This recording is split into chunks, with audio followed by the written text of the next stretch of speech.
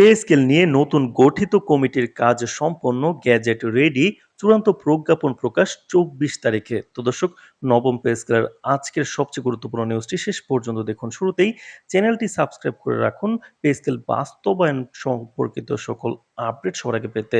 দীর্ঘ প্রতীক্ষার অবসান ঘটিয়ে সরকারি চাকরিজীবীদের বহুল আলোচিত নতুন পে স্কেল নির্ধারণে গঠিত বিশেষ কমিটি তাদের চূড়ান্ত প্রতিবেদন সরকারের কাছে হস্তান্তর করেছে। অর্থ মন্ত্রণালয় সূত্রে জানা গেছে, সুপারিশসমূহ পর্যালোচনা ও অনুমোদনের আনুষ্ঠানিক প্রক্রিয়া ইতিমধ্যে সম্পন্ন হয়েছে এবং সংশ্লিষ্ট গ্যাজেট প্রস্তুত করা হয়েছে। আগামী ২৪ তারিখ ২০২৬ তারিখে কিন্তু চূড়ান্ত প্রজ্ঞাপন প্রকাশের মধ্য দিয়ে নতুন বেতন কাঠামো ফেব্রুয়ারি মাসেই আনুষ্ঠানিকভাবে কার্যকর হবে বলে সংশ্লিষ্টরা জানিয়েছেন।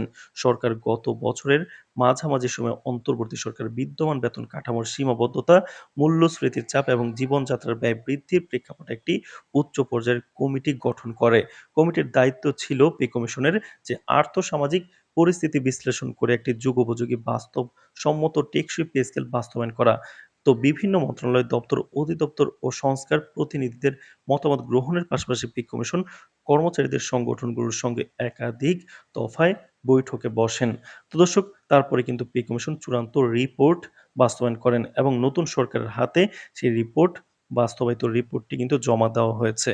তো দর্শক, বর্তমান অর্থ মন্ত্রণালয়ের একজন ঊর্ধ্বতন কর্মকর্তা জানান, নতুন পে স্কেলে নিম্ন আয়ের কর্মচারীদের জন্য তুলনামূলকভাবে বেশি হারে বেতন বৃদ্ধির সুপারিশ করা হয়েছে, যাতে আয় বৈষম্য কিছুটা হ্রাস পায় এবং নিম্ন স্তরের কর্মীদের জীবনযাপন উন্নত হয়। একই সঙ্গে উচ্চপদস্থ কর্মকর্তাদের জন্য কাঠামোগত সমন্বয় রাখা হয়েছে, তবে সামগ্রিক ব্যয়ভার যেন রাষ্ট্রের আর্থিক সক্ষমতার মধ্যে থাকে সেদিকেও বিশেষ গুরুত্ব দেওয়া হয়েছে। কমিটির প্রতিবেদনে মূল বেতন বৃদ্ধির পাশাপাশি বাড়ি ভাড়া, চিকিৎসা ভাতা ও যাতায়াত ভাতার মতো আনুষঙ্গিক সুবিধাগুলো পুনর্বিন্যাসের প্রস্তাব রয়েছে। বর্তমান অর্থনৈতিক বাস্তবতায় নগর ও গ্রামীণ অঞ্চলের জীবনযাত্রার ব্যয়ের পার্থক্য বিবেচনায় রেখে ভাতা কাঠামোতে কিছু পরিবর্তন আনার সুপারিশ করা হয়েছে। এছাড়া দক্ষতা ও প্রশিক্ষণ ভিত্তিক ইনক্রিমেন্ট ব্যবস্থাকে আরও কার্যকর করার উপর জোর দেওয়া হয়েছে।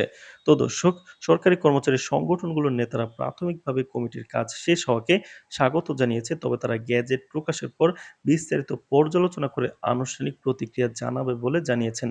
তাদের দাবি, মূল্যস্ফীতির সঙ্গে সামঞ্জস্য রেখে বেতন বৃদ্ধি নিশ্চিত করা না হলে কাঙ্ক্ষিত সুফল মিলবে না। ফলে রাজস্ব ব্যয় উল্লেখযোগ্যভাবে বৃদ্ধি পেতে পারে, যা বাজেট ঘাটতির উপর চাপ সৃষ্টি করতে পারে। তাই বাস্তবায়নের ক্ষেত্রে ধাপে ধাপে প্রয়োগের বিষয়টি গুরুত্ব পাওয়া উচিত। অর্থ বিভাগ সূত্রে জানা গেছে, নতুন পে স্কেল কার্যকর হলে সরকারের বার্ষিক ব্যয় কয়েক হাজার কোটি টাকা পর্যন্ত বৃদ্ধি পেতে পারে।